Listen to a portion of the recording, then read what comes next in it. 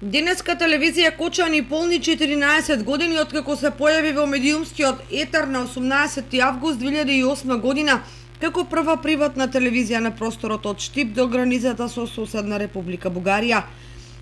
Колку успешно ја извршува својата одговорна, информативна и забавна функција, ќе кажат граѓаните, односно гледачите, бидејќи ние самите да кажуваме за себе е нескромно.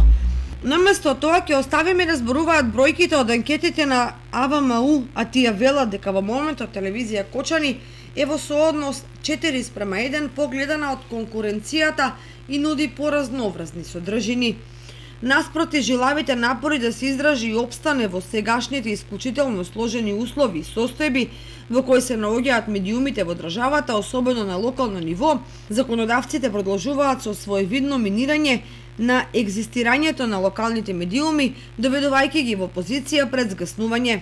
Како да се тие најголемиот проблем и товар на државата, без при тоа да ја согледаат реалноста, дека токму локалното информирање е основната клетка од која во голем дел извира демократијата, пристапот, слободата на говорот на граѓаните.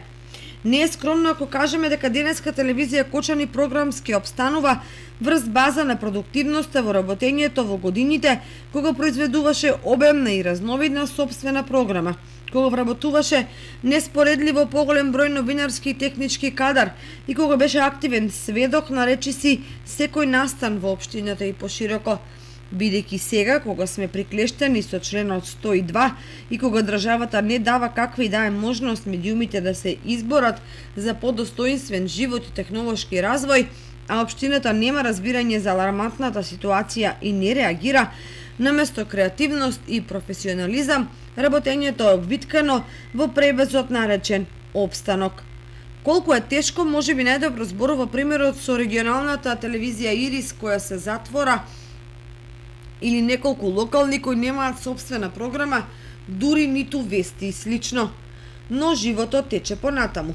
Наместо работни победи, програмско-технички достигнувања и севкупни демократски придобивки, медиумите ќе мора со рестриктивна стратегија да почекаат на подобри времења. Во меѓувреме, продолжува борбата со аргументите, со вестите и информациите и трката да се објави навремено, точно и објективно. Се во интерес на граѓаните. А 14-тиот роден ден ќе го одбележиме скромно, пред се работно и со голема благодарност до гледачите кои ни се јавија, ни честитаа, како и до сите кои не следат и се единствениот меродавен критичар на нашата работа.